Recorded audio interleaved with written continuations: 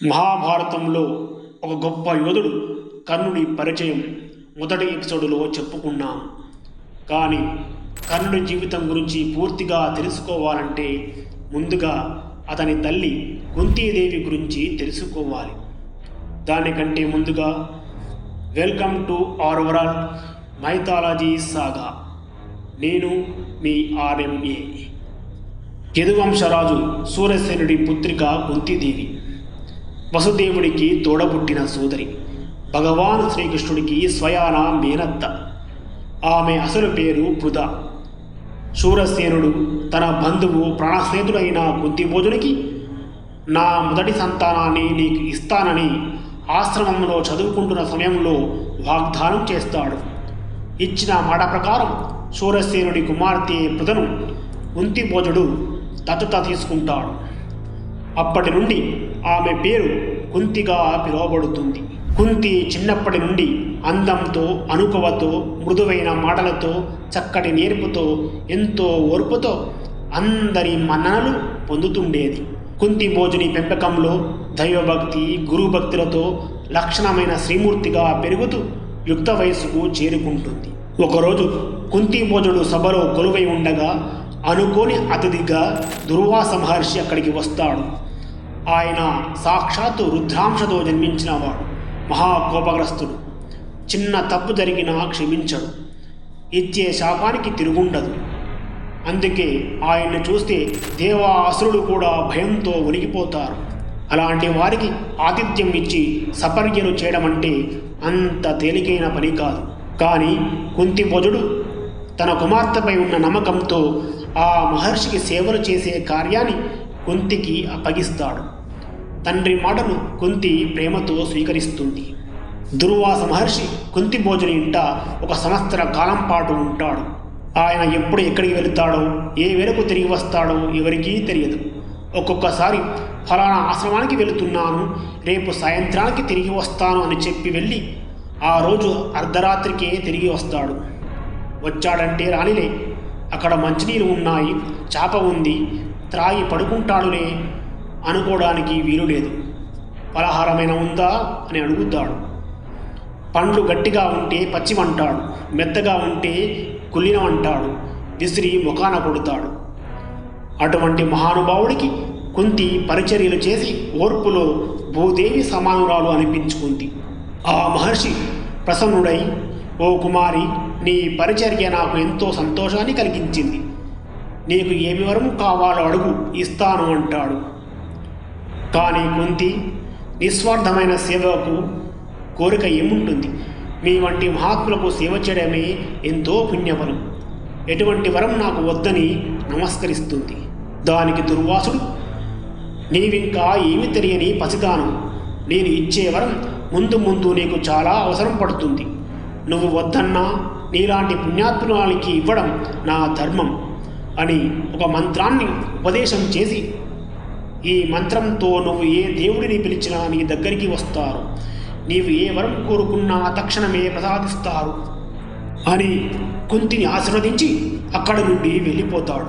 కొంతకాలం తర్వాత కుంతి ఒకనాటి ఉదయం అంతఃపురంలో ఒంటరిగా సంధ్యావందనం చేస్తుండగా లేలేత కిరణాల కాంతులతో శోభాయమానంగా వెలిగిపోతున్న సూర్య భగవానుడిని చూసి, ఆహా, ఎంత సుందరంగా ప్రకాశవంతంగా ఉంది, ఇలాంటి తేజస్సుతో నాకు ఒక పుత్రుడు ఉంటే ఎంత బాగుండు అనుకుంటూ దుర్వాసముని ఇచ్చిన మంత్రం జపించి అప్రయత్నంగానే సూర్యదేవుణ్ణి పిలుస్తుంది.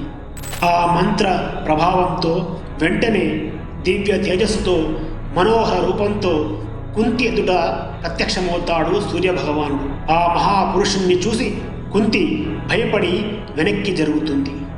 అది చూసి సూర్యదేవుడు, బాల, భయపడకు, నేను నువ్వు కోరిన వరం ఇవ్వడానికే వచ్చాను అని కుంతిని సమీపిస్తాడు. కుంతి చేతులు జోడించి, స్వామి, ఒక మహాముని ఇచ్చిన మంత్రాన్ని పరీక్షిద్దామని అజ్ఞానముతో మిమ్మల్ని పిలిచాను, నన్ను క్షమించండి, దయచేసి మీరు వెళ్ళిపోండని వేడుకుంటుంది. మహర్షుల వరం నా దర్శనం వృధా కాదు, ఇది వారికి అవమానం కూడా.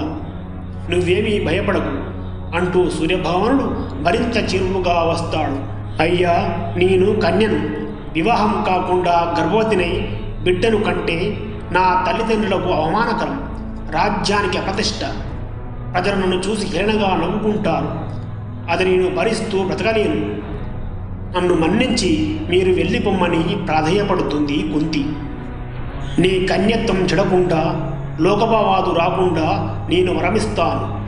సందేహించకుండా దగ్గరికి రా అంటూ కుంతి చేతులు పట్టుకొని తన అంశతో ఒక బాలుడిని ప్రసాదించి ఆదిత్యుడు అదృశ్యమవుతాడు.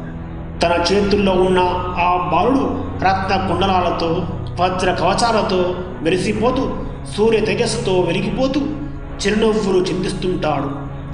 ఆ పసిబిడ్డను చూస్తున్న కుంతికి సంతోషపడాలో బాధపడాలో, ఇది వరమనుకోవాలో శాపమనుకోవాలో అర్థం కాక కాసేపు మధ్య భ్రమిస్తుంది.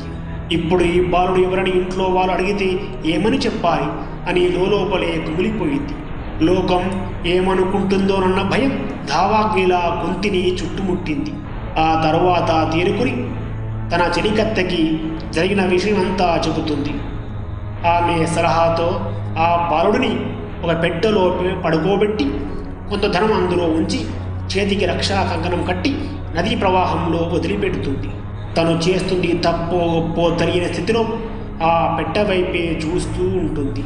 అక్కడే కూర్చొని వెక్కి వెక్కి ఏడుస్తూ తన కన్నీళ్లు నది నీటిలో కలిసిపోతుంటే కుంతి తన మనస్సులో ఇలా అనుకుంటుంది. మునీశ్వరుడు వరం ఇవ్వడం తప్పో, అది పరీక్షిద్దామనుకున్న నాది తప్పో, వద్దన్నా వినకుండా నిన్ను ప్రసాదించిన ఆ మార్తాండుడిది తప్పో, ఏది ఏమైనా నా అజ్ఞానంతో నీకు జన్మనిచ్చి అనాథగా వదిలిపెడుతున్నాను. ఇది క్షమించరాని మహాపాపం. కానీ నా జీవితకాలమంతా నేను చేసే పుణ్యఫలం అంతా నీకు మాత్రమే చెంది నిన్ను సదా కాపాడుతూనే ఉంటుంది. నువ్వు ఎక్కడ ఉన్నా మహారాజులా జీవిస్తావు. నిన్ను ఒడి చేర్చుకునే తల్లి చాలా అదృష్టవంతురాలు. వేరే మార్గము లేక నిన్ను ఇలా వదిలివేయాల్సి వచ్చింది. అంతేకాని నీ మీద కోపం ఏమాత్రము కాదురా. నన్ను క్షమించరా చిన్ని తండ్రి అని ఈశ్వరుడిని నమస్కరిస్తూ విషాదవదనంతో నదిలోకి చూస్తూ నిలబడుతుంది.